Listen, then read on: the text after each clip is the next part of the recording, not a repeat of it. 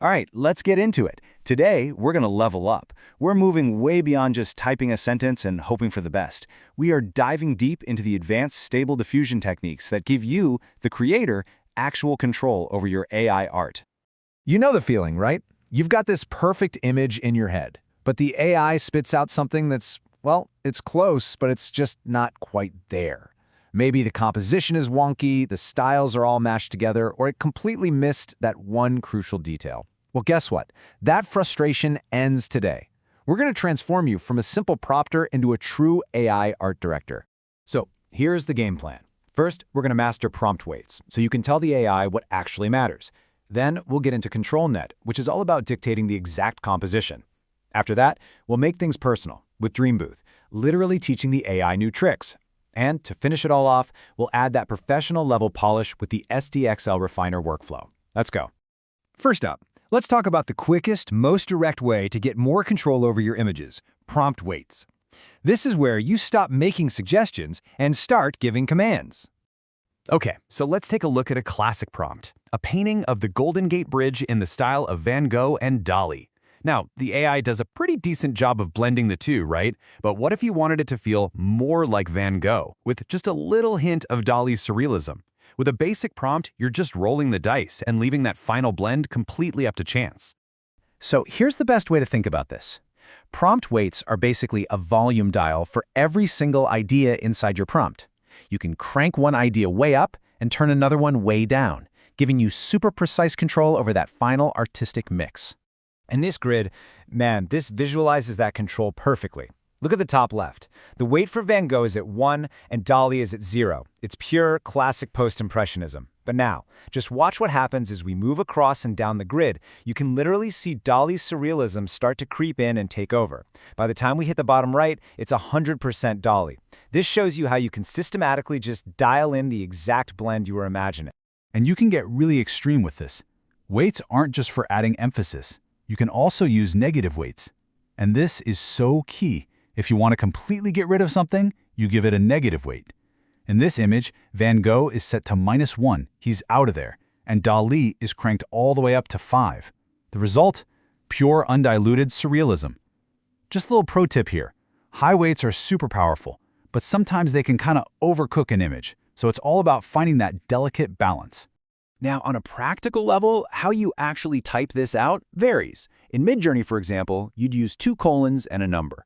But in really popular Stable Diffusion interfaces like Automatic 1111, you just wrap a word in parentheses to bump its weight up a bit. Or, for that fine-tuned control we've been talking about, you add a colon and a specific number. 1 is the default, anything higher gives it more juice, and anything lower dials it back. Simple as that.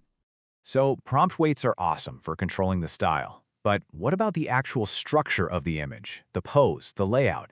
For that, we need a bigger tool, and that tool is ControlNet. This is where we go from prompting to directing. So, what is ControlNet? Well, it's a super powerful method that lets you use a source image, literally any image, to control the final output.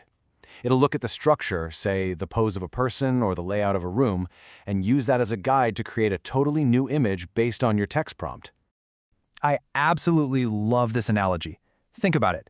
A normal prompt is like trying to describe a building you want to an architect over the phone. But using ControlNet? That's like walking into their office and handing them a detailed blueprint. The AI doesn't have a choice. It has to follow the fundamental structure you've provided. And this slide just illustrates the whole process perfectly. Okay, on the left, we've got our input image, a band playing in a basement. ControlNet analyzes that and creates this thing in the middle, an intermediate depth map. It's just a fancy word for a blueprint of the spatial layout.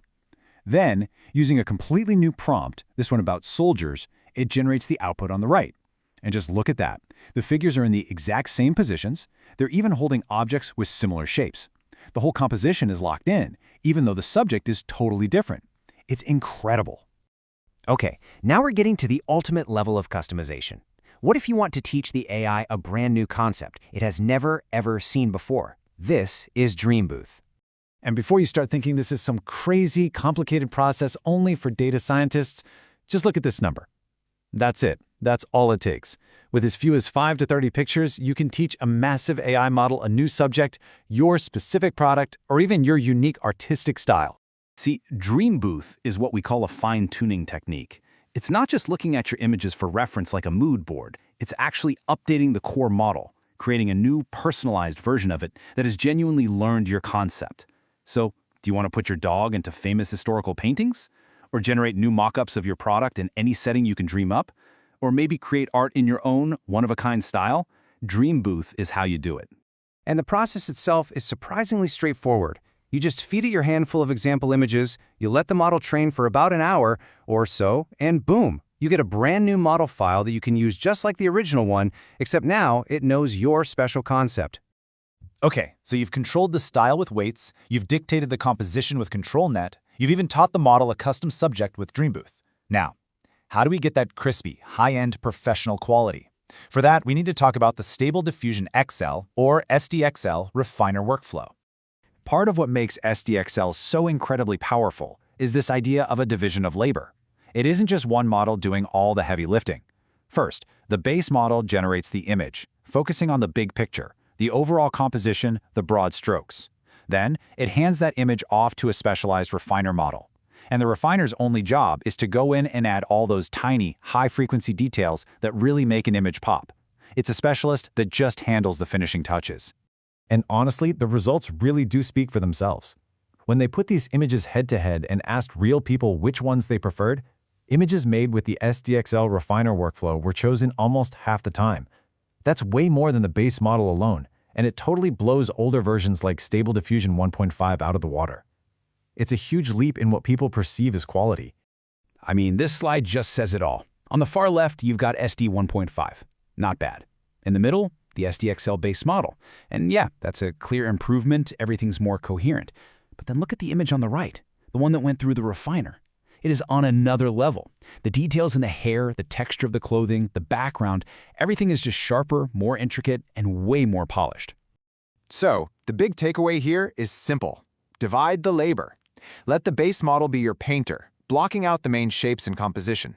And then let the refiner be the master artist who comes in at the end to perfect every last little detail.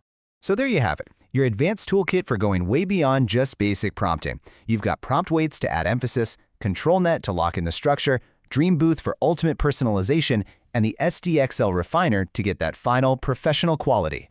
You are no longer just a passenger on this ride. You are in the driver's seat. You have the director's toolkit to guide, to shape, and to personalize your creations. So the only question left is, what are you going to go create that no AI could possibly imagine on its own?